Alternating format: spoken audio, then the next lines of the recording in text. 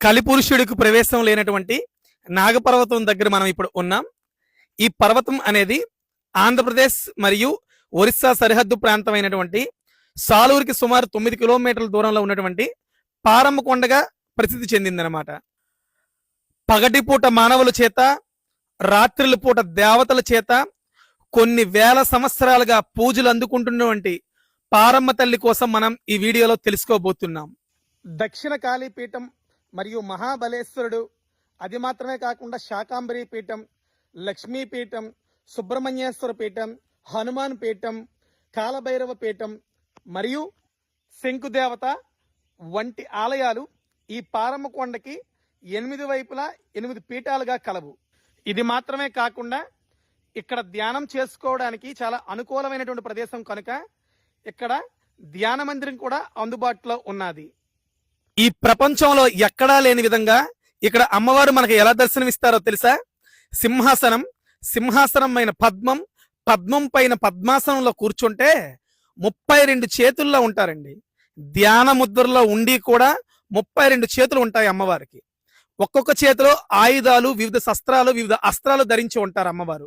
అది మాత్రమే కాకుండా అమ్మవారి శిరస్సు పైన మహాదేవుడు దర్శనమిస్తుంటారండి. అంటే సాక్షాత్తు పరమేశ్వరుడు. అసలు ఈ విగ్రహం ఏమిటండి? ఈ విగ్రహం అమ్మవారు ఈ విధంగా ఎందుకు దర్శనమిస్తున్నారు అంటే మనం 2000 సంవత్సరాలు వెనక్కి వెళ్ళాలండి. 2000 సంవత్సరాలకు పూర్వం విశ్వనాథ విశ్వేశ్వర ఋషి అనే ఒక ఆయన యొక్క తపోబలం చేత అమ్మవారిని ఈ విధంగా ఏర్పాటు చేశారనమాట. అమ్మవారిని మొదట్లో కురుకుండలని అని పిలిచేవారు, దాని తరువాత సిద్ధేశ్వరి అని పిలిచేవారు, తరువాత రాజులు గట్ట వనదుర్గగా పిలిచేవారు. ఆఖరికి ఈ నాగపర్వతం అత్యంత ఎత్తులో ఉంది కదా, ఈ పర్వతం పైన ఒక గిరిజన స్త్రీ రోజు అమ్మవారికి సేవలు చేస్తూ ఉండేది. ఆవిడ భక్తికి మెచ్చినటువంటి ఈ మహాదేవి, ఈ మహాశక్తి, ఈ కురుకుండల్ని అమ్మవారు ఆ భక్తురాల పేరునే ఆ అమ్మవారి పేరుగా మార్చుకొని పారమ్మ తల్లిగా నేటికి కొలవబడుతుంది. పాండవుల గృహ, ఇప్పుడు మనం చూస్తున్నది పాండవుల గృహ అన్నమాట. అంటే పాండవులు అజ్ఞాతవాసంలో ఈ ప్రదేశంలో కొన్ని రోజులు ఉన్నారు అని ఇక్కడ ఉన్నటువంటి స్థానికుల నమ్మకం.